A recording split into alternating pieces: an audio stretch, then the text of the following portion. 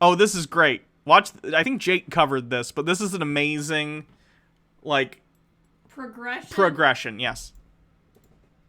A democracy only works when there is the consent of the losers. In any democracy, by definition, you're going to have a minority, potentially a substantial minority, almost but not quite 50%, who are going to be opposed to the winner of the democratic election. By definition, right? Therefore, for the democracy to continue to function, it's not an issue of the winners maintaining the democracy. It's the responsibility of the losers. The losers in any democratic contest, they have to accept the results. And if they don't... Cope red pill. I saw that in Jeremy's stream. Don't use the same joke. Stellar Sea Cow, you can get yourself a sweet t-shirt, and proceeds will be donated to the Democratic campaigns in Georgia runoff. So everyone, if you want, click that link and buy a t-shirt, whatever this t-shirt is. Thanks for sharing that. Sweet. Don't accept the result, there cannot be a democracy. So here he is on the 4th saying, and this is when Trump was ahead, or appeared to be ahead, I should say. He's saying, democracy is dependent upon the losers accepting defeat gracefully.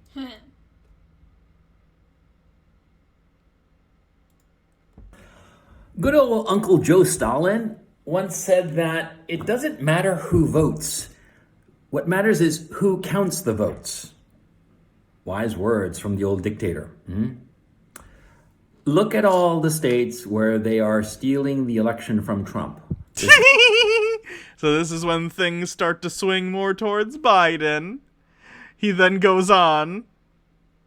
Is he gonna cry? I was just checking the numbers on the election so far, and they don't make any sense. The Biden campaign has surpassed the record set by Barack Obama in 2008. He got something like 68 million votes. Obama did in 08. And now Biden is supposed to have something like 72 million, if not more. That doesn't make any sense. It doesn't make any sense just looking at it. Why? Again, like Baha said, there was record turnout. Trump also got more votes than Obama ended up getting because we have record turnout, so the numbers are going to be higher. That's how numbers work. It doesn't make any sense either because the Republicans have so far gained a seat in the Senate. And they've gained something like at least 5 seats in the House. They didn't... Okay, let me explain why this is the case. House seats are determined by congressional district, and the Republicans, Democrats have done this in some areas too, but it's benefited the Republicans much more, have gerrymandered the country in such a way that they have the advantage in House seats. On top of that, if you're trying to compare it to Trump's loss, there are plenty of Republicans, not the most, but there are Republicans who want to vote for Republicans in the House or the Senate, but they also would like to get rid of Trump.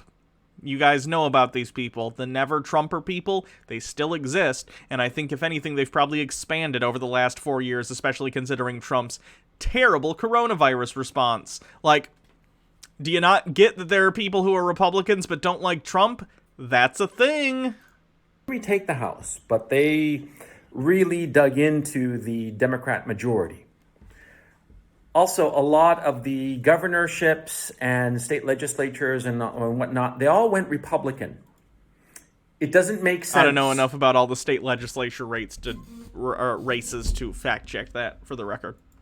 That people voted a straight Republican ticket, but when it came to the president, they voted for Biden. Because they hate Donald Trump and because Biden is a centrist. He's a corporatist centrist who appeals to moderate right-leaning people, even though there are very few of them left. They do still exist. And in record numbers. It doesn't make any sense whatsoever. You know what I think? I think that there was massive voter fraud, but I think it was... Remember, 10 minutes ago when we watched the video that said democracy is predicated upon the graceful defeat of the losers. Where did that go, Coach Red Pill? Where did that go? I woke up this morning and on Twitter there were a whole bunch of people saying that we should compile lists of people who were Trump supporters. Yeah. Anybody Misfired who morons. Trump Thanks for following. or agreed with some of the things that Trump said, or definitely anybody who worked for Trump or was on his staff or his administration, we should compile a list of their names and make sure that they can never work in government again, they can never run for office, they can never serve on the board of any corporation or in That would be cool. any corporation in any capacity, even as, you know, as a street sweeper. They should be expunged from our society. We should make those lists of those people and make sure that those people are punished. Rad. Yeah, let's do this. That's what people are saying on Twitter. But I disagree. I'm Yeah, sorry, you're respectfully, you're a Trump I supporter. disagree. I think that we should make our lives so much easier. Rather than compile a list, we should create a symbol that we put on the...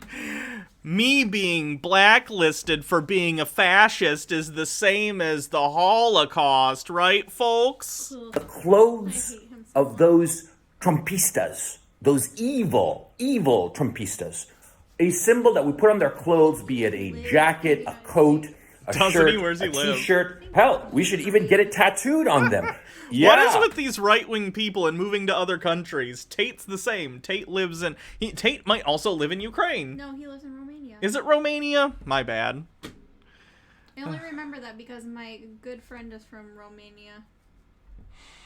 Anyway, I didn't have a lot to say about this. I just thought it was funny. The dramatic change from when he thought he was winning, saying, the losers need to accept defeat gracefully, to when he realizes his side is losing. Being like, wait a minute. Fuck gracefully conceding. This is fraud. Ridiculous.